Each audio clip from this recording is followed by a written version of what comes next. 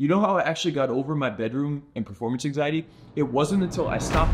Have you ever felt insecure around the idea of being short, fat, bald, broke, your skin color, not being good enough, not being confident enough, not having enough experience with women, or just not feeling like you deserve a good girl in your life? I've dealt with a lot of these insecurities over the last 10 years. I'm 34 years old at this point, guys. I've been doing self-development since I was in my early 20s. And so in this video, I want to discuss with you guys 3 big insecurities I've actually suffered with over the years. I selectively picked 3 different topics that I think I solved using a different technique for each one of these. So regardless of the insecurity you have, I'm gonna show you guys the ones I've dealt with to make you guys understand you're not alone in this thing, but also to show you guys a variety of different techniques that you could use to overcome these insecurities, because I get what it's like. I get what it's like to have that crippling fear or anxiety or self-sabotage even around the idea of having an abundant dating life or being successful. And it's hard to be confident when you have these insecurities in your life. And more importantly, I do feel like as a man, to truly be confident and at the highest level, you gotta work through all of your insecurities. I'm at a point now where I could confidently say, I really don't have any insecurities with women or with people in general. I put it all out there in the open and I genuinely don't give a fuck. And I think that's a very admirable quality that most men would really want to have in their own life. So I want to share with you guys a couple of the different things I've gone through over the years and how I've used a different technique to kind of solve each one of these insecurities. All right, so the very first one is one of the earliest insecurities I had growing up. This was before I even got into self-development and dating and all this stuff. This was literally in like middle school and early high school. So when I was like from 10 to maybe 20 years old, I had this insecurity around being a chubby kid. And I was never the fat guy. I was never like really fat, but I was an athlete. I played basketball and I hung around all the jocks and stuff growing up in middle school and going into high school. I was never like the star jock, but I always played basketball and I was kind of friends with some of the football kids and stuff. So I was around the popular kids, which honestly made me even more insecure because I just wasn't like, I never felt like I was as cool as these guys. And I was always like into video games. But more importantly, I guess the whole point of this first insecurity that I'm talking about is all of these kids, when I would hang around them in the summertime and stuff, they all had like pools, or we would hang around girls in middle school or high school. And all of these kids had like really good physiques. And I was the kid who was afraid to take my shirt off around them. And it wasn't because I was like super fat, but I had a little bit of a gut. And I was just not confident with my shirt coming off. A lot of the times it's relative. And when you're hanging around a bunch of athletic kids who have abs and are lean and, you know, they feel confident with their bodies, probably because they just played football and wrestling and stuff, I was the dude who was just embarrassed, honestly. And because of that, I would go out of my way to avoid certain scenarios where I may have to be at a pool party and I'd have to take my shirt off and everybody else has a better physique and I'm in my head about it. Or I would like wait till there was an opportunity for me to then quickly take my shirt off and jump into the pool, and then that way the pool water would be like up to here. I was like very, very insecure about my stomach and just not having a good physique. And this was way before YouTube was very big, so it wasn't like I really understood calorie counting or macros or could even really control my diet. I was kind of like blindly eating. I was aware I had this insecurity, but even though it ate away at me, no pun intended, it still was difficult for me to overcome it. Like I knew I had the insecurity, but I still wasn't working my way to like fix the insecurity. I kind of just avoided those type of situations.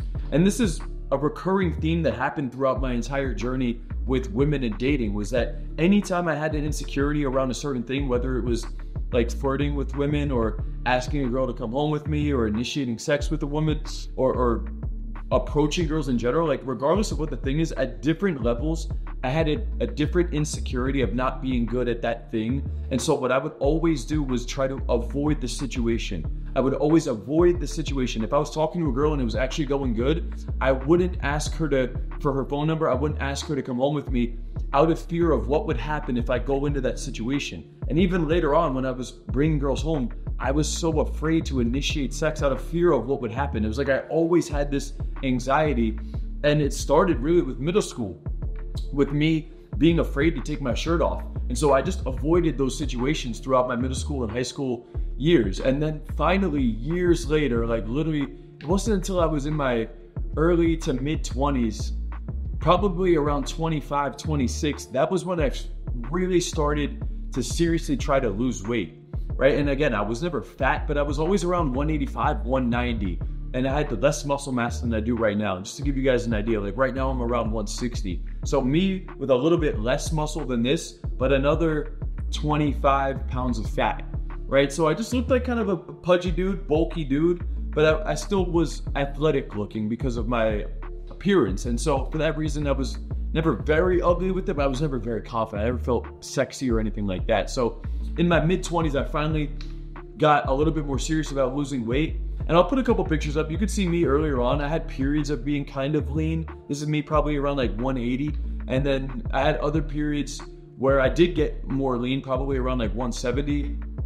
And then one year in my late 20s, I actually got very, very lean, but I actually lost a lot of muscle while I was getting lean. I lost the balance and got too lean back then. But I guess the first insecurity around all of this was just my physique. And I wanted to share this one because the way that I handled this in those moments when I was younger is very similar to how a lot of other guys are. When you have an insecurity, we have a tendency of just avoiding the situation altogether, which is not the way to go about handling an insecurity, by the way. It took me 10 years to finally realize this is one of those insecurities I could actually fix. So some of you guys, you'll have insecurities that you can actually fix, and then there's other insecurities where you might have to do some research that you could actually fix, and then there's other things that you genuinely can't fix, and you will just need to embrace those things. And I'll explain to you guys how I went through each one of these. But when it comes to being fat, you can fix that shit. You're not confident with your physique, you're not confident with your look, you're not confident with the way you dress, you can fix those things. So I just had to learn diet, macros, exercise, and it took me years to slowly optimize that thing. But eventually I got my physique dialed in. This is what I'm looking like right now. I'm the most confident I've ever been with my physique, to the point where it's like I feel like I'm more attractive when I take my shirt off. I'd rather like just keep my shirt off all day, honestly, if I could. And it feels good. It feels really good to get that dialed in, and that confidence bleeds off into the rest of your life. I encourage anybody, get your diet and your physique and your workouts dialed in. But more importantly, if you have some type of an insecurity that you can fix, that you feel like you're avoiding, you gotta put in the time to get that thing solved. When I was afraid to display intent or to kiss a girl or to bring a girl home, I had to man up in those situations, study the content, and face my fears of making those approaches, making those moves on women, going on those uncomfortable dates. And although those were uncomfortable situations, those led to a lot of growth. Every time I took that uncomfortable step, even if it was a failure, it led to a lot of growth. The same way, if back in the day, if I would have actually just owned it and took my shirt off and was, even though I was embarrassed, like took my shirt off in front of those kids, it probably would have been a little bit freeing, honestly. Instead of me always avoiding all of those situations and potential opportunities of me hanging out with friends and women and stuff. So I closed off and I missed a lot of opportunity that way. Let's get into the next insecurity that I had, was actually my hair loss. I'm 34 years old, and some of you guys might not know, I've had multiple hair transplants.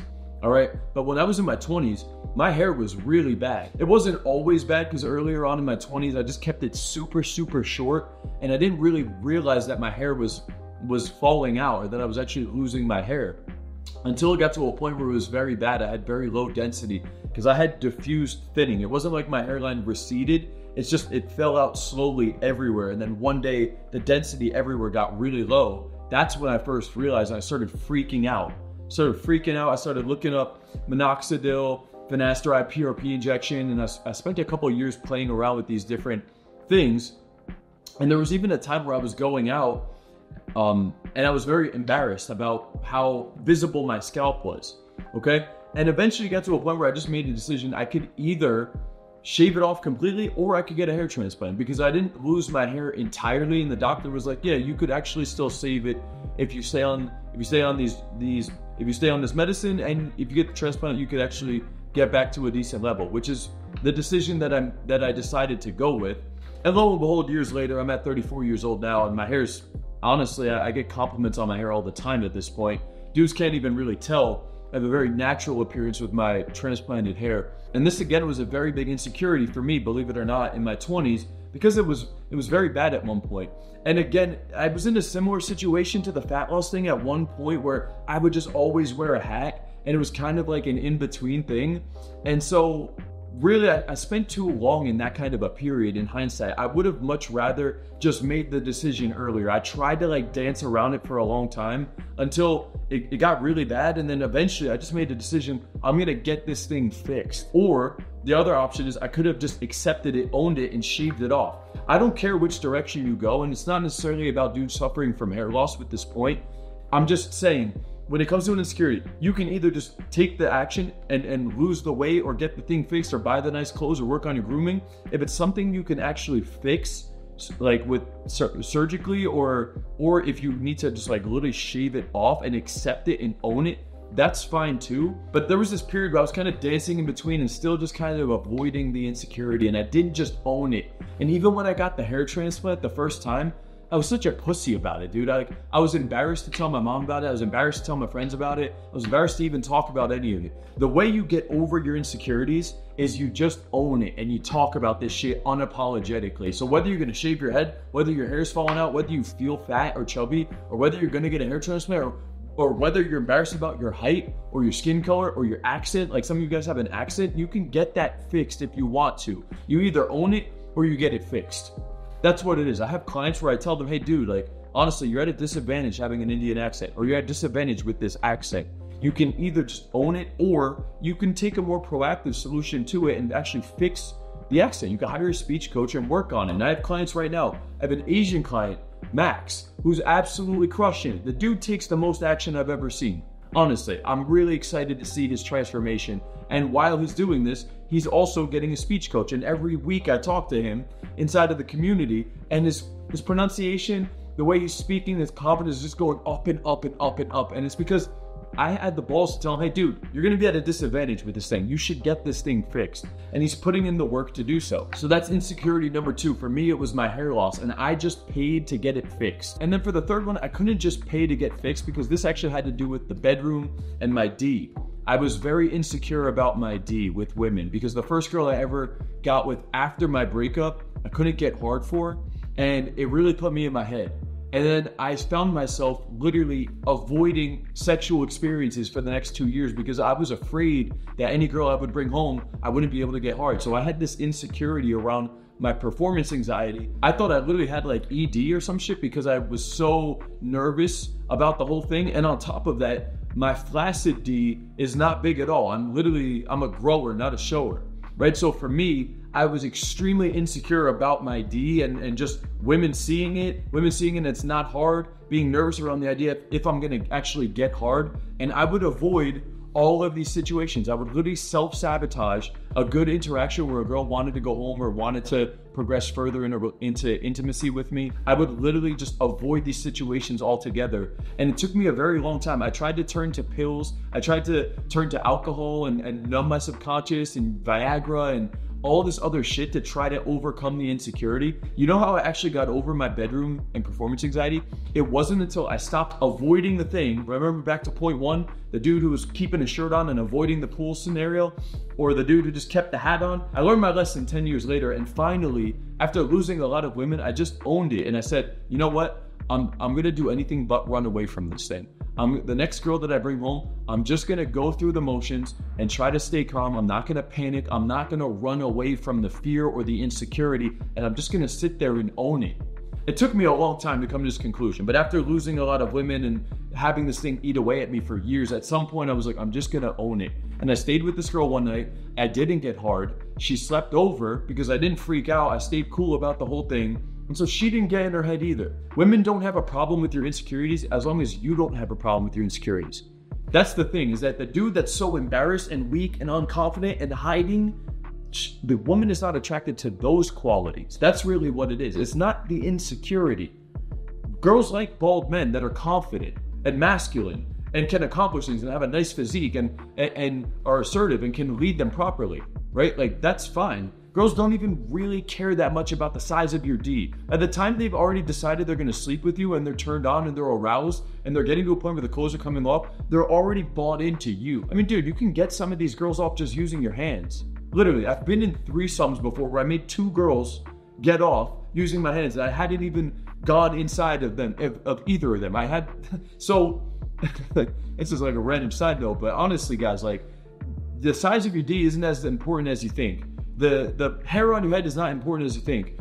All the girl really cares about is how confident you are as a man. She's looking to you to lead her. And if you're insecure, weak, uncertain, afraid, hiding, avoiding, how is that demonstrating being a good leader? It's not.